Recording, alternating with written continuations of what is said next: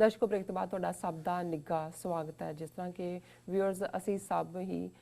ਧੰਨ ਧੰਨ ਸਾਹਿਬ ਸ਼੍ਰੀ ਗੁਰੂ ਨਾਨਕ ਦੇਵ ਦੇ ਪ੍ਰਕਾਸ਼ ਦਿਹਾੜੇ ਅਤੇ ਕਰਤਾਰਪੁਰ ਸਾਹਿਬ ਕੋਰੀਡੋਰ ਖੁੱਲ੍ਹਣ ਦੀਆਂ ਖੁਸ਼ੀਆਂ ਮਨਾ ਰਹੇ ਹਾਂ। ਉੱਥੇ ਸਾਨੂੰ ਇਹ ਨਹੀਂ ਭੁੱਲਣਾ ਚਾਹੀਦਾ ਕਿ ਕਸ਼ਮੀਰ ਨੂੰ ਬੰਦ ਹੋਇਆਂ 97 ਦਿਨ ਹੋ ਚੁੱਕੇ ਨੇ। ਸੋ ਅਸੀਂ ਇਸ ਉੱਪਰ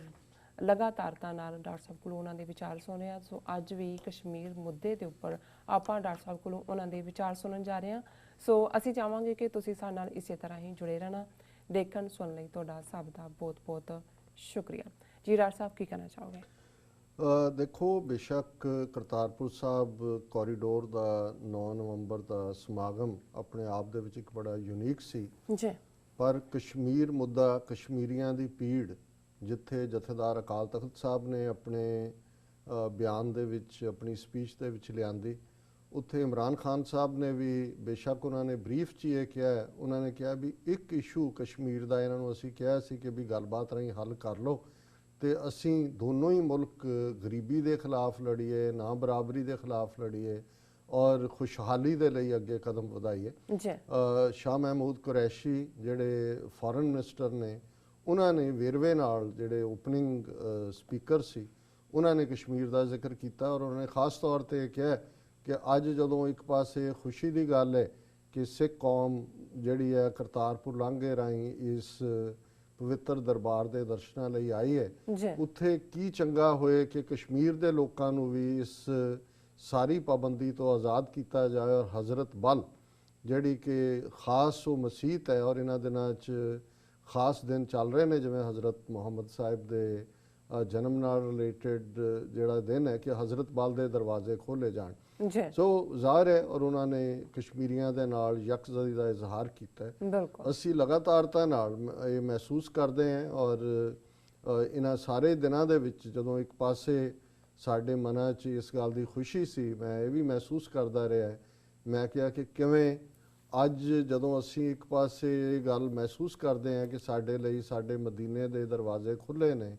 80 ਲੱਖ ਕਸ਼ਮੀਰੀ ਕਿਵੇਂ ਪਿਛਲੇ ਸਾਰੇ 3 ਮਹੀਨੇ ਤੋਂ ਜ਼ਿਆਦਾ ਵਕਤ ਤੋਂ ਉਸੇ ਖੁੱਲੀ ਜੇਲ੍ਹ ਵਿੱਚ ਡੱਕੇ ਹੋਏ ਨੇ ਔਰ ਬੜੀ ਬੇਸ਼ਰਮੀ ਦੇ ਨਾਲ ਭਾਰਤ ਦੀ ਹਕੂਮਤ ਜਿਹੜੀ ਹੈ ਉਹ ਆਪਣੇ ਇਸ ਐਕਸ਼ਨ ਨੂੰ ਡਿਫੈਂਡ ਕਰ ਰਹੀ ਹੈ। ਈਵਨ ਕਿਉਂਕਿ ਸੁਪਰੀਮ ਕੋਰਟ ਦੇ ਵਿੱਚ ਜਿੱਥੇ ਕਿ ਹੁਣ ਇੱਕ ਤੋਂ ਬਾਅਦ ਇੱਕ ਫੈਸਲੇ ਇਸ ਕਿਸਮ ਦੇ ਹੋਣੇ ਨੇ ਜਿਹੜੇ ਲੋਕਾਂ ਨੂੰ, ਜਿਵੇਂ ਬਾਬਰੀ ਮਸਜਿਦ ਦਾ ਆਇਆ, ਜ਼ਾਹਰ ਹੋ ਗਿਆ ਕਿ ਰੰਜਨ ਗੋਗੋਈ ਕਿਸ ਲਾਈਨ ਤੇ ਜਾ ਰਿਹਾ ਔਰ ਹੁੰਦਾ ਇਹ ਹੈ ਵੀ ਜੁਡੀਸ਼ਰੀ ਦੇ ਵਿੱਚ 5 ਜੱਜਾਂ ਦਾ ਪੈਨਲ ਹੈ ਤੇ ਜਿਹੜਾ ਵੀ ਫੈਸਲਾ ਜਿਹਨੇ ਲਿਖਿਆ ਹੁੰਦਾ ਹੈ ਜੱਜ ਨੇ, ਉਹਦਾ ਨਾਂ ਹੁੰਦਾ ਹੈ ਕਿ ਉਹਦੇ ਜਿਹੜੇ ਅੱਡ-ਅੱਡ ਕੰਪੋਨੈਂਟ ਨੇ, ਉਹਦੇ 'ਚ ਨੋਟ ਆਫ ਡਿਸੈਂਸ਼ਨ ਵੀ ਹੁੰਦਾ ਹੈ ਕਿ ਜੀ ਐਗਰੀ ਨਹੀਂ ਕਰਦੇ, ਪਰ ਇਹਦੇ 'ਚ ਈਵਨ 5 ਜੱਜਾਂ ਦੇ ਨਾਂ ਦੇਣ ਤੋਂ ਵੀ ਗਰੇਜ਼ ਕੀਤਾ ਗਿਆ ਹੈ ਕਿ ਕਿਹਨੇ ਕਿਸ ਫੈਸਲੇ 'ਚ ਕੀ ਕਿਹਾ। ਔਰ ਇਸੇ ਹੀ ਪੈਨਲ ਨੇ ਜਿਹੜੇ ਨੇ ਆਉਣ ਵਾਲੇ ਦਿਨਾਂ 'ਚ ਇਸ ਰੰਜਨ ਗੋਗੋਈ ਦੇ ਥੱਲੇ ਸਬਰਮਾਲਾ ਮੰਦਰ, ਜਿਸ ਫੈਸਲੇ ਦੀਆਂ ਫੀਤੀਆਂ ਉਡਾਈਆਂ ਸੀ ਬੀਜੇਪੀ ਨੇ, ਜਿਹਦੇ 'ਚ ਉਹਨੇ ਸੁਪਰੀਮ ਕੋਰਟ ਨੇ ਕਿਹਾ ਸੀ ਜੀ ਕਿ ਸਭ ਔਰਤਾਂ ਨੂੰ ਉੱਥੇ ਜਾਣ ਦਾ ਹੱਕ ਹੋਣਾ ਚਾਹੀਦਾ ਹੈ, ਜਦੋਂ ਕਿ ਮੰਦਰ 'ਚ 10-11 ਸਾਲ ਦੀ ਉਮਰ ਤੋਂ ਲੈ ਕੇ 40 ਸਾਲ ਤੱਕ ਦੀਆਂ ਔਰਤਾਂ ਨੂੰ ਕਿ ਜੀ ਇਹ ਬ੍ਰਹਮਚਾਰੀ ਫਲਾਣੇ ਦਾ ਮੰਦਰ ਹੈ, ਉਹ ਨਹੀਂ ਜਾ ਸਕਦੀਆਂ। ਹੁਣ ਉਸ ਦੇ ਉੱਤੇ ਵੀ ਸੁਪਰੀਮ ਕੋਰਟ ਦੁਬਾਰਾ ਨਜ਼ਰਸਾਨੀ ਕਰ ਰਿਹਾ, ਉਹ ਵੀ ਮੈਨੂੰ ਲੱਗਦਾ ਕਿ ਇਹਨਾਂ ਦੀ ਫੇਵਰ 'ਚ ਹੋਏਗਾ। ਇਸੇ ਤਰੀਕੇ ਨਾਲ RTI ਐਕਟ ਸੁਪਰੀਮ ਕੋਰਟ ਉਹਦੇ ਦਾਇਰੇ 'ਚ ਆਏ ਨਾ ਆਏ,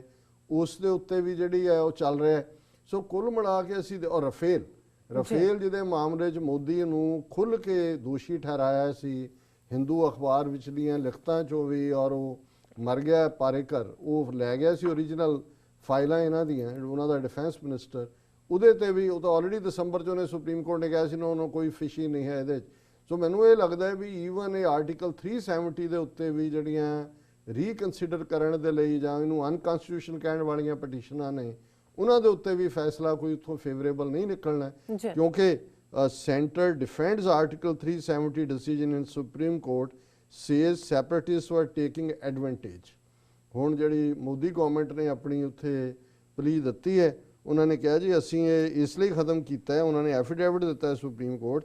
ਕਿ ਇਹ ਅਸੀਂ ਇਸ ਲਈ ਕੀਤਾ ਹੈ to enable then state to make laws giving special rights and privilege to permanent residents while imposing restrictions upon others. ਔਰ ਇਹ ਉਹਨਾਂ ਨੇ ਕਿਹਾ ਕਿ ਵੀ ਇਹ ਬੜਾ ਜ਼ਰੂਰੀ ਸੀ ਕਿਉਂਕਿ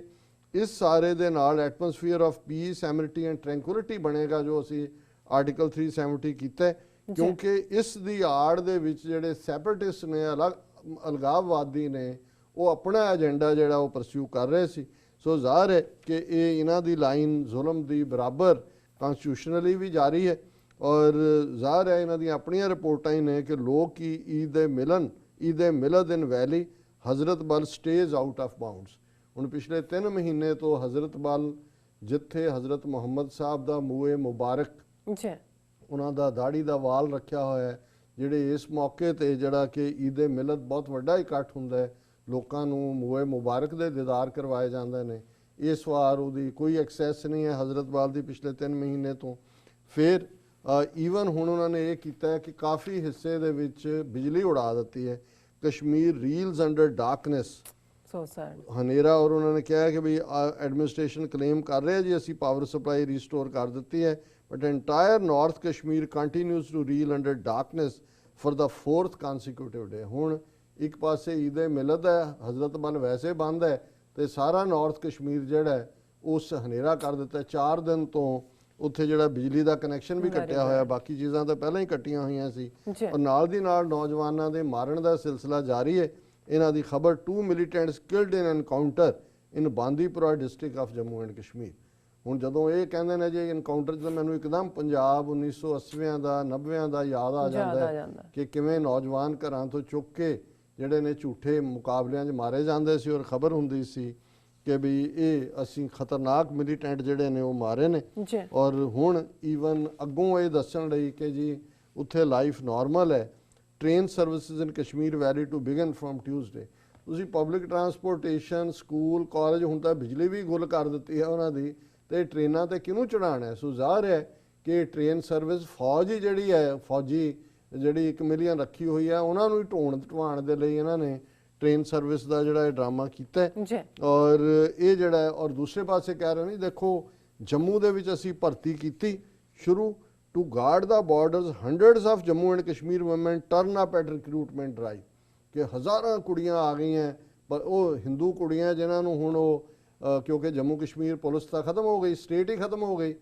ਯੂਨੀਅਨ ਟੈਰੀਟਰੀ ਦੇ ਵਿੱਚ ਲਾ ਐਂਡ ਆਰਡਰ ਸੈਂਟਰ ਦੇ ਕੋਲ ਹੁੰਦਾ ਹੈ। ਸੋ ਇਹ ਹੁਣ ਜਿਹੜੀ even Jammu and Kashmir police ਦੇ ਵਿੱਚ ਆਬਾਦੀ ਵਾਈਜ਼ ਹੈ, ਮੁਸਲਮਾਨਾਂ ਦੀ 70% ਆਬਾਦੀ ਹੈ ਜੰਮੂ ਕਸ਼ਮੀਰ 'ਚ। ਸੋ ਜ਼ਾਹਰ ਹੈ 70-75% ਉਹਦੇ 'ਚ ਪੁਲਿਸ ਦੇ ਵਿੱਚ ਮੁਸਲਮਾਨ ਨੌਜਵਾਨ ਜਾਂ ਬੀਬੀਆਂ ਹੋਣਗੀਆਂ। ਹੁਣ ਉਹਨਾਂ ਨੂੰ ਵੀ ਕਿਉਂਕਿ ਯੂਨੀਅਨ ਟੈਰੀਟਰੀ ਬਣਾ ਕੇ ਇਹਨਾਂ ਨੇ ਪੁਲਿਸ ਦਾ ਕੰਮ ਕਰ ਦਿੱਤਾ, ਸਟੇਟ ਹੀ ਅਬੋਲਿਸ਼ ਕਰ ਦਿੱਤੀ। ਸੋ ਇਹ ਕਸ਼ਮੀਰ ਦਾ ਹਾਲ ਹੈ। ਸੋ ਅਸੀਂ ਜਿੱਥੇ ਅੱਜ 550 ਸਾਲਾ ਗੁਰੂ ਨਾਨਕ ਸਾਹਿਬ ਦੇ ਪ੍ਰਕਾਸ਼ ਪੁਰਬ ਨੂੰ ਸੈਲੀਬ੍ਰੇਟ ਕਰ ਰਹੇ ਹਾਂ, ਉੱਥੇ ਸਾਡੀਆਂ ਅਰਦਾਸਾਂ ਦੇ ਵਿੱਚ ਜਿੱਥੇ ਵੀ ਸਿੱਖ ਨੇ, ਜਿੱਥੇ ਵੀ ਸਾਡੇ ਪਾਕਿਸਤਾਨੀ ਮੁਸਲਮਾਨ ਭੈਣ ਭਰਾ ਸੁਣਦੇ ਨੇ, ਜਦੋਂ ਅਸੀਂ ਦੁਆ ਕਰਾਂਗੇ, ਅਰਦਾਸ ਕਰਾਂਗੇ ਰੱਬ ਦੇ ਚਰਨਾਂ ਦੇ ਵਿੱਚ ਇਸ ਮੁਬਾਰਕ ਮੌਕੇ, ਤੇ ਫਿਰ 80 ਲੱਖ ਉਹਨਾਂ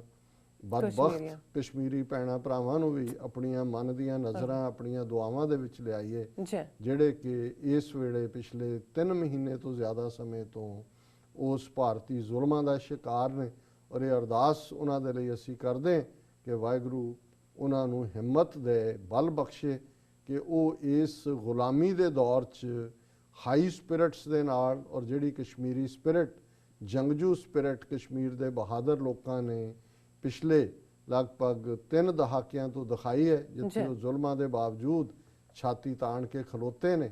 ਆਜ਼ਾਦੀ ਦੇ ਲਈ। ਇਹੀ ਸਪਿਰਿਟ ਦੇ ਨਾਲ ਉਹ ਆਪਣੀ ਜਦੋਜਹਿਦ ਨੂੰ ਵੀ ਜਾਰੀ ਰੱਖਣ, ਔਰ ਰੱਬ ਉਹਨਾਂ ਦੀ ਹਿਫਾਜ਼ਤ ਕਰੇ, ਉਹਨਾਂ ਨੂੰ ਹਿੰਮਤ ਦੇ। ਸੋ ਇਹੀ ਅਰਦਾਸ ਅਸੀਂ ਗੁਰੂ ਚਰਨਾਂ ਦੇ ਵਿੱਚ ਬਿਲਕੁਲ ਡਾਕਟਰ ਸਾਹਿਬ, ਇੱਥੇ ਲੈਣੇ ਆ ਬ੍ਰੇਕ। ਵਿਊਅਰਸ ਤੁਸੀਂ ਇਸੇ ਤਰ੍ਹਾਂ ਹੀ ਜੁੜੇ ਰਹਿਣਾ, ਮਿਲਦੇ ਆ ਛੋਟੇ ਜਿਹੇ ਵਕਫੇ ਤੋਂ ਬਾਅਦ।